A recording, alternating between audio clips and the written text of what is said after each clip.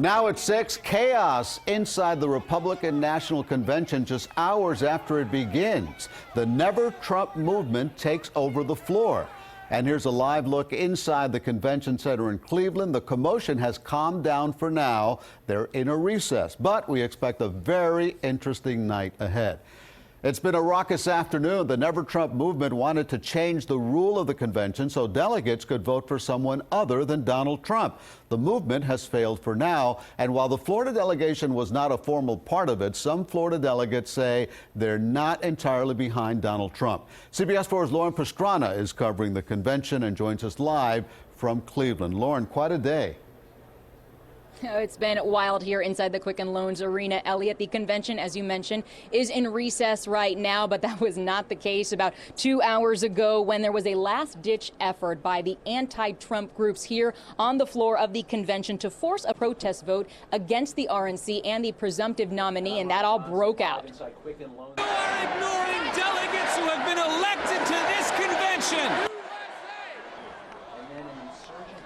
A group of delegates submitted signatures to try to force a vote on the rules of the convention. The rules were adopted by voice vote shortly after 4 p.m. Then, after frantic protest, there was a second voice vote taken, but the convention chairman then said there was not enough signatures to force the roll call. CBS 4 News has concern that Florida was not one of the states that attempted to undo Trump's nomination, but that doesn't mean that all of the Florida delegates are really on the Trump bandwagon at this point. Remember, there are a lot of Florida locals who were involved in the primary race, so while they're proud to represent Florida and their party here at the convention, they're still not exactly standing behind the nominee.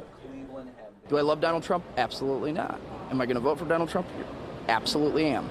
Florida alternate delegate Jesse Purdon is conflicted. He supported Marco Rubio for president, but now is bound to vote for Trump at the convention. And I 100% can't back Hillary Clinton, not going to do it.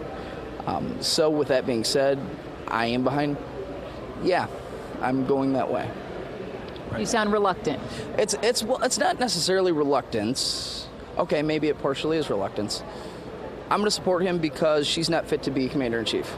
Purdon is not alone. State Representative Jose Felix Diaz was firmly in the Jeb Bush camp until he dropped out of the race. Then he, too, backed Rubio. I signed up to be a delegate of the party way before we knew who the candidate was going to be. What we knew was that we were going to have a tough election against Hillary Clinton, and no matter who the person was, we were going to have to coalesce and work together to make sure that they had a fighting chance, because this country does need choices. Promoting party unity is a top priority at the RNC. Trump's top Florida strategist knows that's a tall order in Florida, where several primary candidates have deep ties. Marco Rubio was one of them. He had a hard-fought race, but he didn't prevail. And so in this business, you look at what is next. What is next is a general election, which is you have two choices now, and that's between Donald Trump or Hillary Clinton. But some are holding out hope that somehow Trump won't be the nominee when all is said and done. Joyce Spraggins from Miami Beach says she's actually praying for it. The most disappointment I have is that I feel that we have a presumptive nominee who does not represent the values of the majority of the party. According to state party rules, Florida's 99 delegates must all vote for Trump on the first 3 ballots. No, Mr. Trump will be nominated on the first ballot.